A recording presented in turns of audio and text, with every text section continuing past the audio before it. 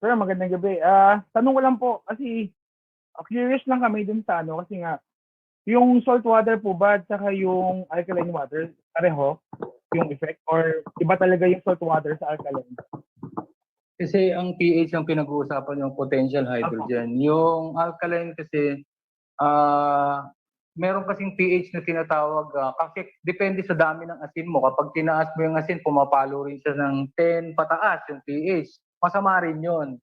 So ang sinasabi ko, balance pa rin yung dami ng asin sa tubig. Kaya nga, sa 1 litro, half teaspoon lang enough na to meet this 7 ang pH or 7.2 mga ganon. Oo. So yung alkali, yun ang ibig sabihin alkaline, yung ibig sabihin yung potential hydrogen or yung hydrogen content, hydrogen ion na meron din sa tubig.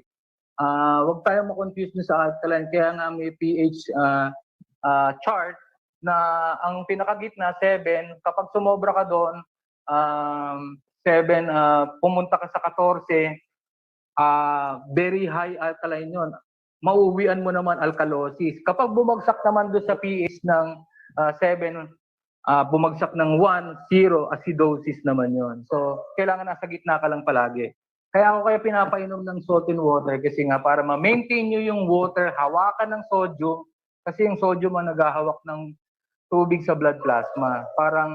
Kaya nga pag na-stroke ang isang tao, tatakbo sa hospital, check-checkin yung sodium potassium level. Baka wala na, mababa na yung sodium at mataas na yung potassium dun sa dugo, hinatak na yung ibang tubig, lumobo yung dugo, or sobra naman sa sodium, hinatak naman, drought naman, nagliit naman yung dugo kasi yung tubig sa loob ng mismong red blood cell, nilabas naman niya. So may balance nga eh. So kaya lang, ang nagbabalance naman ng mga minerals natin sa katawan, yung kidney. Okay? Pero yung tanong ko lang po ulit, ano po ba yung ideal din na pH level ng katawan? Ideal? pH Ang dugo level kasi, ang pH level ng dugo, ang normal is 7.3 to 7.45. Okay? So, malalaman mo naman yan sa katawan mo kapag wala kang nararamdaman. Normal. Pero kapag alam mo may mga pananakit ng ulo at umihi ka, kulay orange na, mapait na yung panlasa mo, marami ka ng parang mainit na pakiramdam, ibig sabihin, mababa na po yung tubig nun. Kaya mainit na. Meron ng inflammation.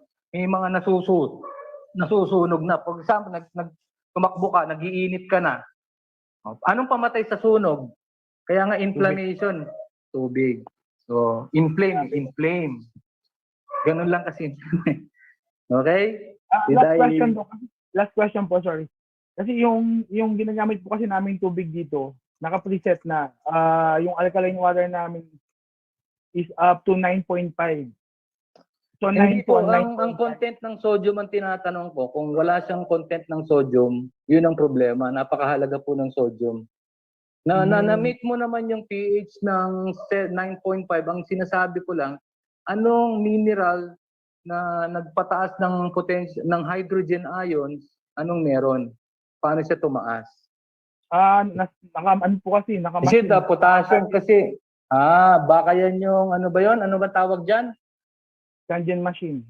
Kangen. Okay ako dyan. Di ako against dyan. Okay yan.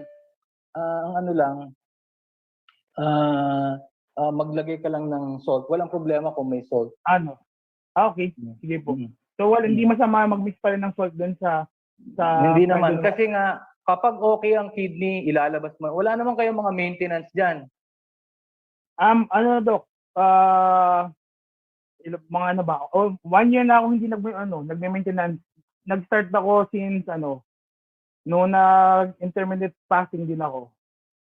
So mga meron ng mga si Ma'am Jen mga classmate classmate. Nag-start ako ng ng 11 hours tapos ngayon 16 hours. Very good. Ang pinaka-the best na intermittent fasting, tanghali lang ang kain nyo. Walang agahan, walang hapunan. Yeah. Mas mahabang oras na kapag papahinga ang katawan, mas maganda nagre-repair siya. Tandaan nyo kaya nga napakahalaga ng fasting sa isang taong may nararamdaman sa katawan. Kapag nilalagkag ka, kaso tigilan mong kumain kasi malilito yung katawan mo. sasabihin, paano ba unahin ko? I-repair yung katawan mo, yung pinasok mo na naman na pagkain. Oh. So, nalilito Good to yung katawan mo, nahahati yung energy. So, kaya nga kapag kumain din tayo, bawal maglakad. Kasi yung energy mo, nagagamit mo sa paa. Bawal mag kung ano-anong usapan kasi magkakos ng nung nahihiram niya yung energy supposed to be dapat nakafocus dun sa sikmura, sa digestive process ng katawan. Kaya ang indigestion ang nauuwian. Okay? Kopya po. Saka, Maraming salamat. Nalinawan ako dun. Salamat. sige lang. Thank you Pag po, ano, Doc RJ. Thank you sige, din, sige. Sir Kobe.